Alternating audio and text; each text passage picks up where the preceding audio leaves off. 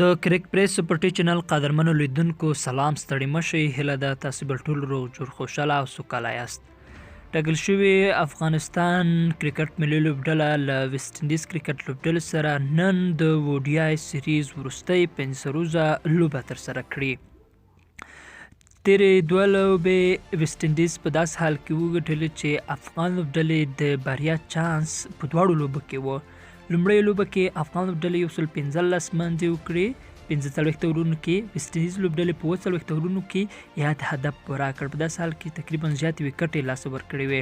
افغانستان که لږ ټارګېټ زیات ورکړی وای نو افغانستان کولی شول چې لوبه د خپل ځان په نوم تمامه کړي. او په دوهمه لوبه کې ویسټ انډیز لوبډلې 248 زما فهم که 40 هدف افغان لوبډلې ته ورکړ.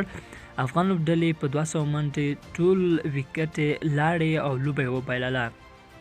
افغان لوبغاړو کولی شول چې دواړه لوبې وګټي، خو د افغان لوبغاړو تېروتنې د دې سبب شوې چې مثلا راشد خان تېروتنه وکړه، اصغر افغان تېروتنه وکړه، محمد نبی ثقیل تېروتنه وکړه، بېغورۍ وې.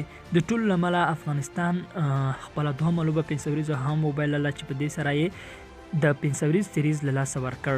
ټاکل شوي ده چې نن افغانستان له ویسټ انډیز سره وروستۍ 5 وریزه لوبه ترسره کړي چې زما په اند په دې کې به زیات بدلونونه یا چینج په دې راشي چې وروستۍ لوبه ده لکه وړاندې چې په ټولنیزو رسنیو کې ویل کېدل چې باید جاوید احمدي ته ځای ورنه کړل شي یا حضرت الله عزیزي ته ځای ورنه کړل شي. نن به وګورو موږ چې ابراهیم ځدران ته چانس ورکول کېږي که نه ورته نورو لوبغاړو ته چانس ورکول کېږي او که نه. په دې هیله چې افغانستان خو نننۍ لوبه وګټي که نه سیریز د 3-0 مقابل کې بایلو. هیله ده دوستانو ویډیو مو خوښه شوې وي. راتلونکي ویډیوګانو لپاره زموږ چینل سبسکرایب کړئ.